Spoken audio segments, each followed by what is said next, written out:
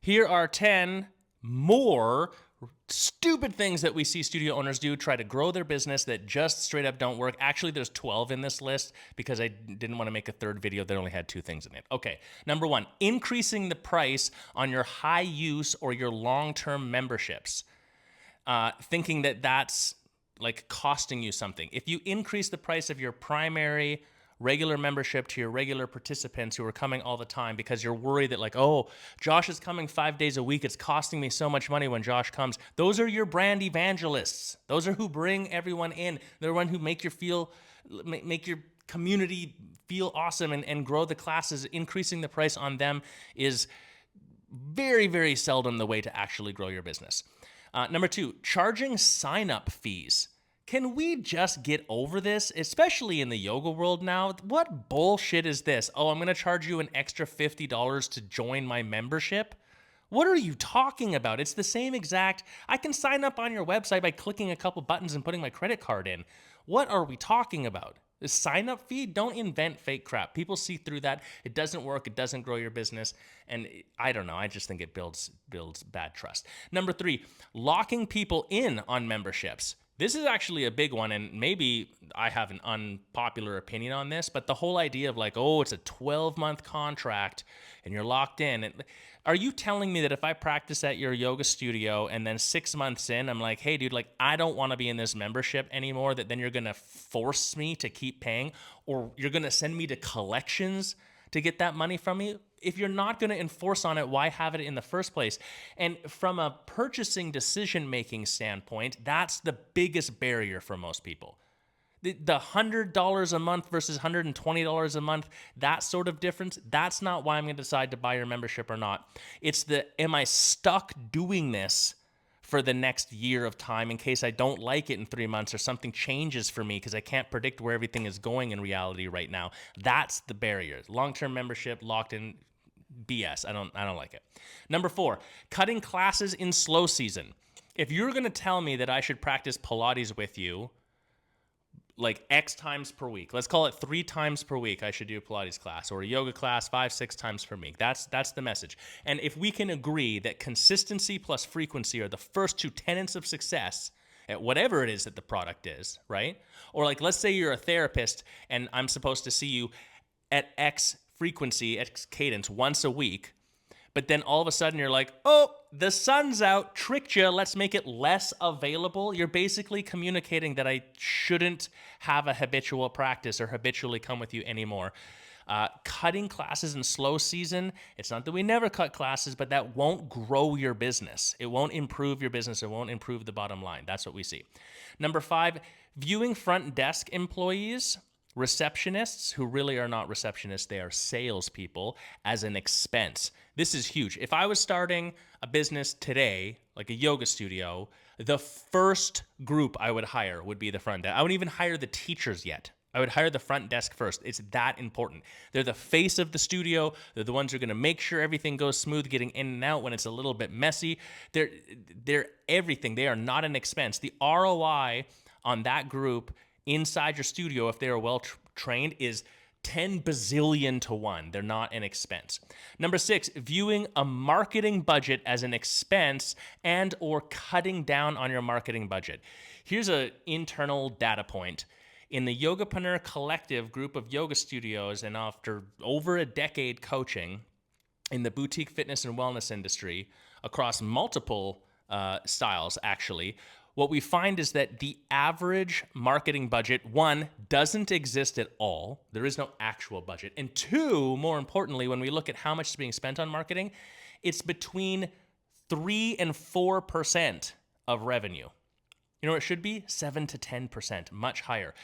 Marketing is something, just like everything else in your business, that should be constantly happening and requires its own budget, and it's not an expense if it returns on investment. If you can stay top of mind and you're consistently getting people in and you can remind people and keep them engaged with you in your local market, that's how your business not only grows but never goes backwards. It's the old marketing adage that you don't market when you're slow to get busy, you market when you're busy so you never get slow. Therefore, you have to not view it as just an expense, but as a necessary investment in your business with continuity over time for it to really work. Number 7, extension of this, stopping your marketing altogether because you want to save money.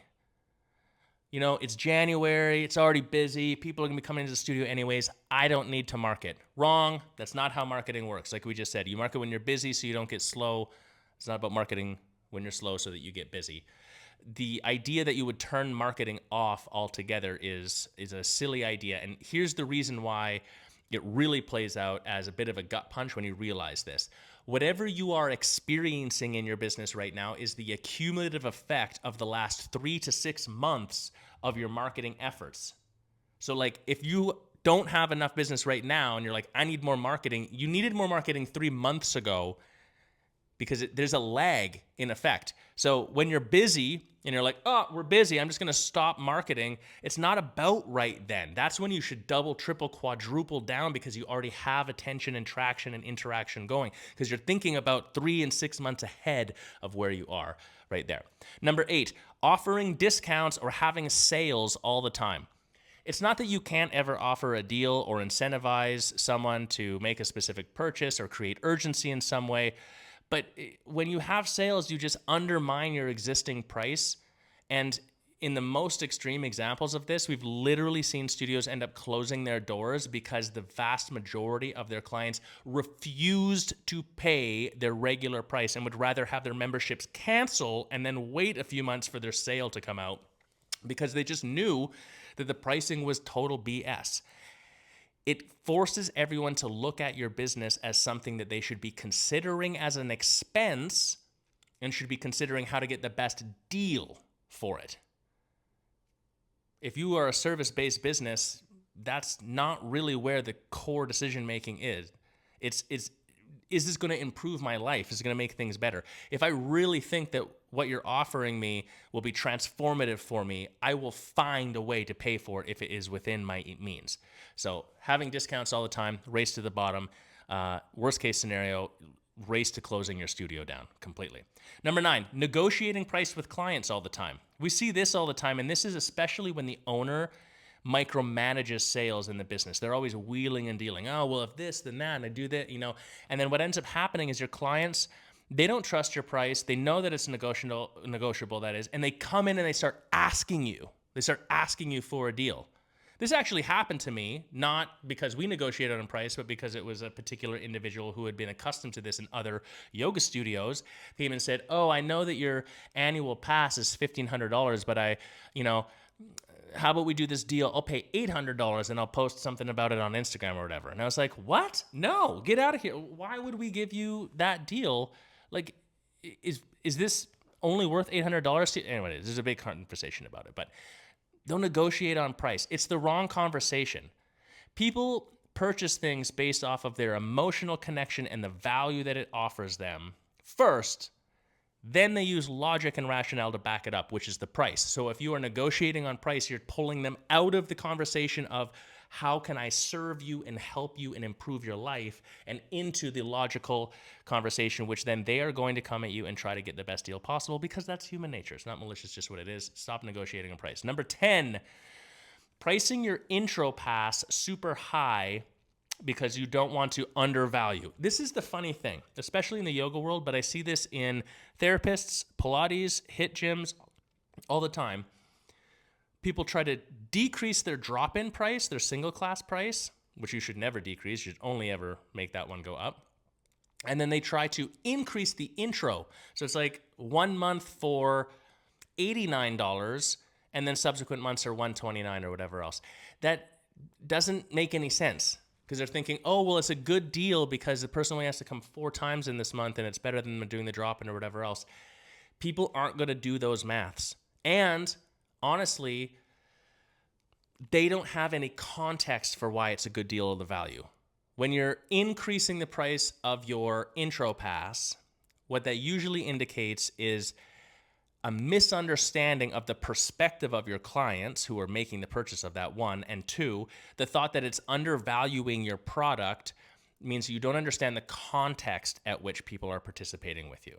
The purpose of having an intro, or a loss leader you'd call it in other businesses, or some sort of low barrier to entry offer, is to get someone to participate with you for a duration of time so that you can nurture them and they can understand the true value and have the true context of what it is that you're offering so that they can make an educated, informed, enthusiastic decision about how to continue participating with you. Number 11, only hiring subcontractors to save on wages. Look, it drives me insane that there are some states and some countries that have basically legally forced this to be impossible, where everyone has to be an employee even when they really aren't. So I don't like that it's gone that far, but that is out of reaction to industries like yoga studios or Pilates studios where everyone is a subcontractor. Just because it saves you a couple of bucks, one, not actually sure that it saves you any money. That's the truth, because you lose control with your team. That limits what you can do.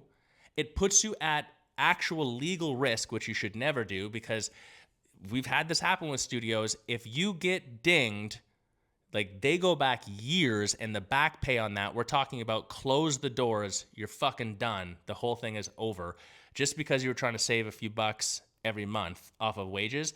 And more than anything else, to reiterate though, it's about undermining the relationship that you have with that group of people. If you're going to ask me to teach a class at a specific time in a specific way, and you want to hold me accountable to an actual outcome, like people coming back to the class and me showing up professionally and wearing your yoga hat, for example, I'm not a subcontractor. Why are you paying me like that? Undermines a lot of things for what's going on. Number 12, final one for this video, spending time trying to save on payment processing. Holy cow. This happens a lot in my group. People are saying, hey, does anyone have an alternative payment processor we can switch to?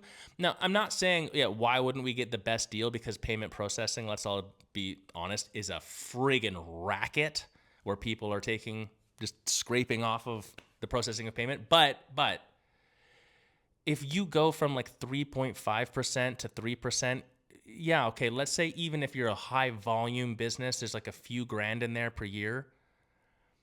In the effort it takes to understand that and make the switch and do everything and blah, blah, blah, blah, blah, blah, blah, go get one more client. It's 9 out of 10 times a perfect example of getting caught up in the weeds of things and not working on the stuff that actually is going to grow your business. And here's the unpopular truth. You can't save your way to growing your business. You can improve your margins as a percentage, but if you want to grow your business, it's not going to happen by being cheaper and saving more. It's going to happen by growing and helping more people and adding more value to the world. If you want to talk some more business, I'm here for it. Leave a comment down below or book a free coaching call. I'd love to chat with you. All right, peace.